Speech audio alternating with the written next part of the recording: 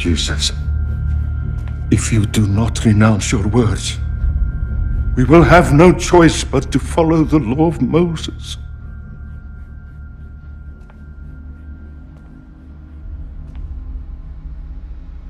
I am the law of Moses. So in this movie, The Chosen, when Jesus said that he is the law of Moses, the priest reacted so angrily because it sounded like if it was blasphemy in his ears. He was like, how dare you say you are the law of Moses? And do you know the reason for the reaction? By saying that he is the law of Moses, which they believe, the Jews believe that the laws of Moses were the laws of God. So they were the words of God. So how come a man now says that he is the word of God, which means he is claiming to be God? So it sounded so terrible in his hearing. It was like, how dare you say that you are the law of Moses? But here is the interesting thing that they fail to understand. And even some people till now do not still understand it. So I'm going to break it down. First, let's start from how it all started. It started with Abraham. So God in the past had this personal relationship with some certain set of people. So God picks somebody and, favors the person, have a good relationship with the person. So then it got to the time of Moses. So the people of Israel were slaves in Egypt. And we know that God has a very special spot for the Israelites, looking at the promises he made to Abraham, their father. So somehow they ended up in Egypt and were slaves. And God had to redeem them. And there's a reason for that redemption. Because God wanted to create a relationship with the Israelites. And seeing that they were in Egypt, he had to take them out of Egypt to be able to establish that relationship. He sent Moses to go and liberate his people, take them out of Egypt so that he can establish the relationship that he wants with them. On getting to Egypt, Pharaoh was a stubborn-headed person. Pharaoh refused to let the Israelites go. Follow this story very well. And of course, God had a mission, as I said, to create a relationship with his people. And God plagued the Egyptians with so many things. There were so many plagues. And Pharaoh was able to resist all these plagues. Despite all these plagues, he refused to yield. He refused to what? To yield.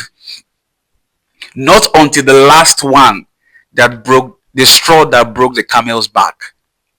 Now, this is the significance of that last plague.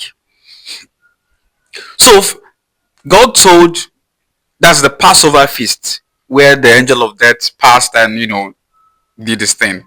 So, God gave the Israelites an instruction. He said, slaughter lambs, take their blood, and, what is it called? Paste it on the front door of the entrance of your house. Now, what is the significance of blood? Blood means sacrifice. Follow the story. Blood means sacrifice. Now, the Israelites, the Hebrews, did their own sacrifice, but the Egyptians did not. Follow the story. And just as I told you, God wanted to redeem the Israelites. He wanted to establish a new relationship with them. He wanted to give them freedom. But you see, freedom never comes easily. Freedom never comes easily. A price must be paid for freedom. Either you pay the price or somebody else will pay the price for you. But a price must be paid. And be it as it may, because of how stubborn-hearted Pharaoh was, Pharaoh had to pay the price for the Israelites to leave. And what's the price that was paid? All the firstborn sons of Egypt died. That was the sacrifice that was needed for God to establish a relationship with his people. Of course, some people will say, yes, why is God so cruel? I mean, these kids are not responsible for whatever. It is Pharaoh. Why did you not take Pharaoh? Why didn't you just take Pharaoh and, or maybe just even, why didn't you just take Pharaoh rather than take the kids? And I will explain that later. I'll explain that later. But do you know the truth? Even if God had taken Pharaoh, people will still complain. Did you need to take anybody? Can't you just make the Israelites just disappear or move out of there without anybody getting hurt? I will still get to that. But as I said, in the realm of reality, in the realm of things, for freedom to be achieved, sacrifice needs to be made. And be it as it may, Pharaoh had to pay the price. And that was the straw that broke the camel's back. When that sacrifice was done, it was time for the Israelites to leave. He said, go, just go. On leaving Egypt, just as I'm telling you, God wanted to create a relationship. So he has given them freedom. Now, they're on their own. Now, it's time now to create that relationship. And what is the relationship? The relationship was the 10 Commandments, the Torah. Now, the 10 Commandments were not just set rules and regulations. It was not just a constitution. It was a relationship pattern that God wanted to establish with the Israelites. Let's take it for example. If you meet somebody, a lady you want to date now, of course, when you guys meet newly, of course, you begin to speak. These are my likes and these are my dislikes. I like this, I like that. Now, those conversations, it's not a law, in quote, but it's a relationship pattern of how we can sustain this relationship. I don't like lies. But that does not mean in the course of the relationship, lies might not be told. You understand what I'm saying? So the 10 Commandments was not laws. They were not laws per se, stringent laws or constitution. It was a relationship pattern that God was creating. What are they? The first 5 ones talk about relationship with God. And then the rest 5 talks about relationship with man. So you can see they were not laws per se. Don't worship any other God. Of course, yes, just be with me. Just as your girlfriend will tell you, don't cheat on me. You understand? They were a relationship pattern that God was creating. But along the line, the Israelites took those commandments to be laws. In quote, laws so stringent.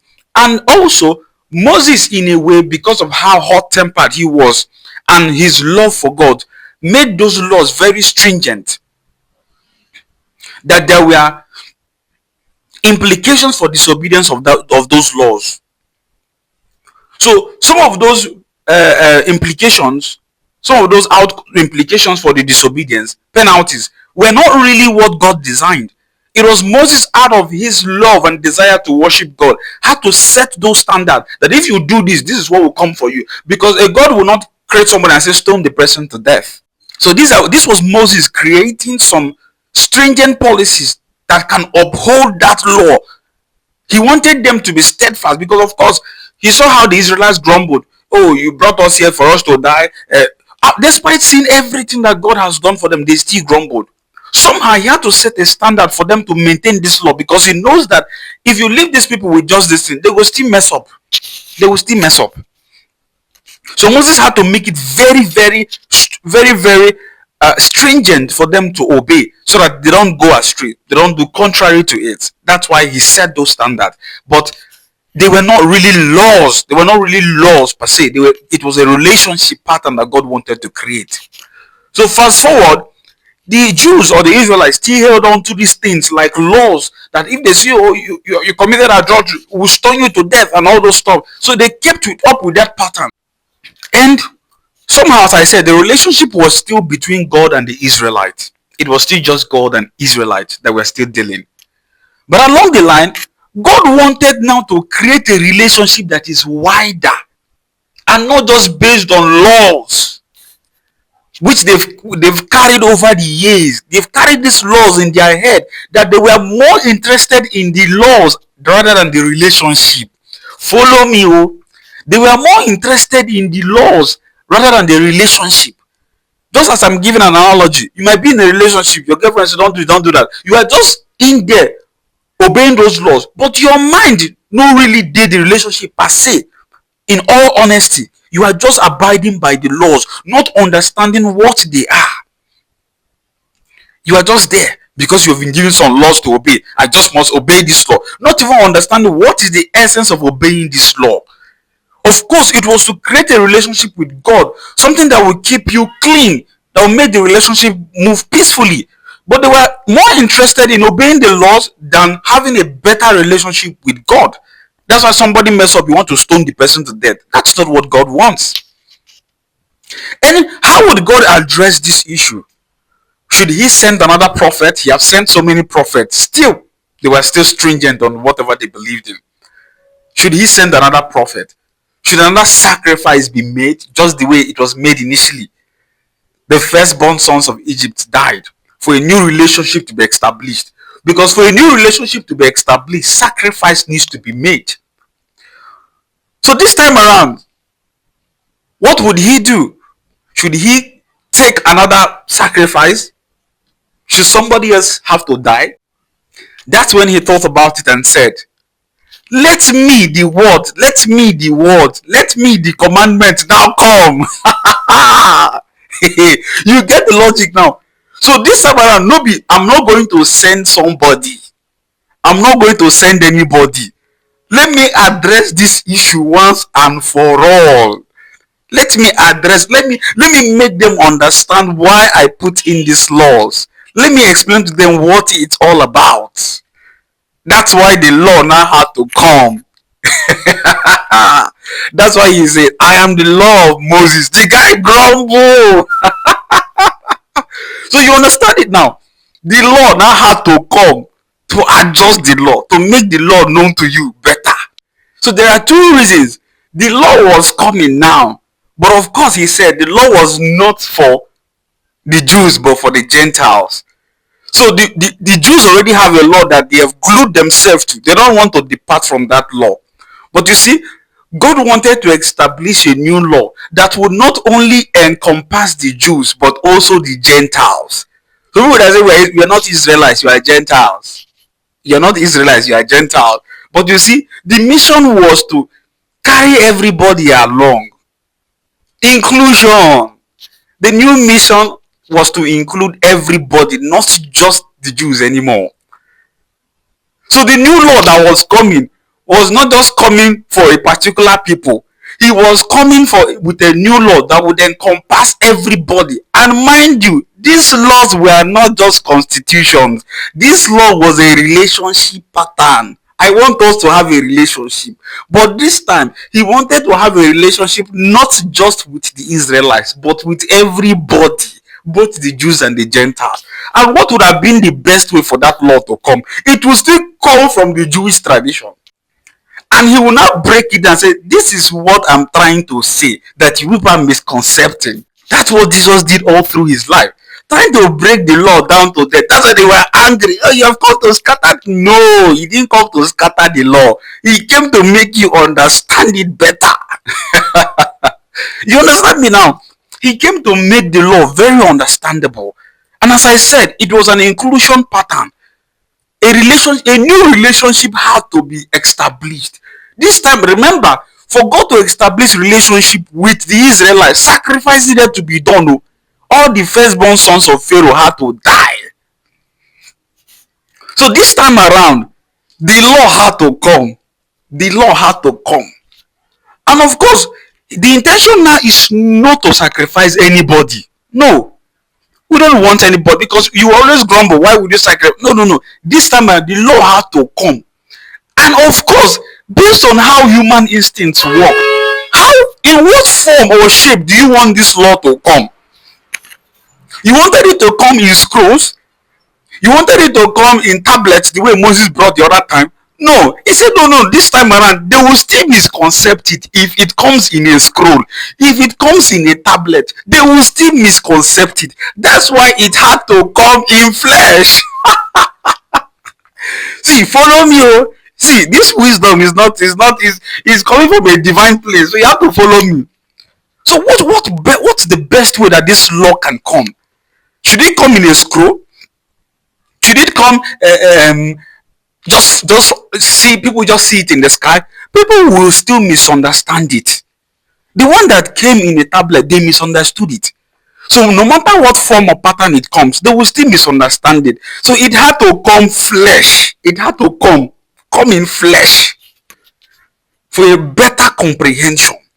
It had to take the form of. So what do you want God to come as? As an eagle? As a tree? or as a robot. No, it had to come in the language that you understand, in the humanly form that you already know. Let it come in that pattern you know. It took a form and came. It carried every characteristics of a human being. But that was the word. That was still the commandment. It was the relationship being established. But this time around, as I said, for the new relationship to be established, sacrifice needs to be made. Something must be sacrificed. Something must be sacrificed. If not, people still no go agree. Just the way Pharaoh no agree. They will still no agree. That's why Jesus had to die. That's why he had to die. to fulfill every law, to make you confirm the law. Say, see, now me be the law. I'm coming to establish a new relationship that is no longer just for the Jews, but for everybody. Just the way the Israelites were taken out of Egypt. Now I am taking you to a new place that is not bound by location. It's not bound by a location. It's not just a constitution. I'm establishing a new relationship that anybody is now entitled to have a relationship with me if they wish. If they wish. Mark my words. If they wish. Now it's not going to be about Israelites. It's not just going to be God talking to somebody personally. Now you can meet me. I have now broken the law down. That relationship I'm trying to establish with the Israelites that they are holding on to like constitution, I have come to simplify it. I have come to make it easy so you understand that what I want is just for you and I to have a relationship. And of course, he had to go through the sacrifice again of taking you out from a dimension to taking you to a place where it's now open for you. Oh yeah, come. No worry, I don't settle everything. Come, no fear. Just the way all the firstborn sons were sacrificed for people to leave Egypt. He had to also, the word had to take flesh and go through that